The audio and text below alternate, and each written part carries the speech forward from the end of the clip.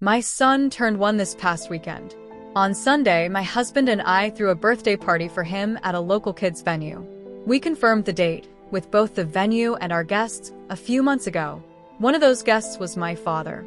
Back when I informed him of the date, he told me he'd come. A few days before the party, he asked if there was any way for me to reschedule it.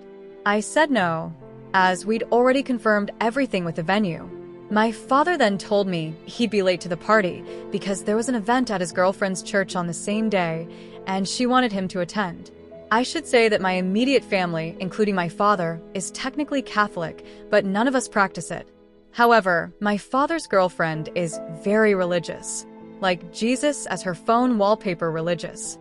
Since they started dating, a little over a year ago, my father has been attending church with her on a semi-regular basis. He has explicitly told me he doesn't like it, but does it to make her happy. I told my father I was fine with him being late, as long as he came to the party at some point.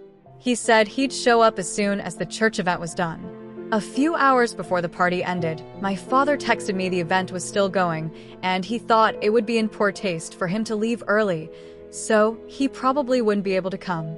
I didn't hear from him again that day. On Monday, my father called me to explain that the event went on for longer than he expected.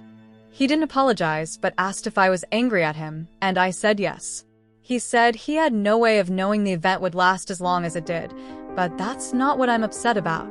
I told him he still chose to prioritize an event he didn't even want to attend over his grandson's first birthday party, made several other choices that led him to completely miss the latter, and didn't inform me about any of that until the last minute.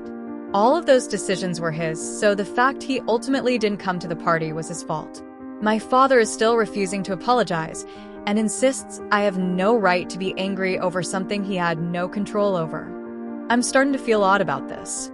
My husband is on my side, but my sister told me I'm being dramatic. AITA?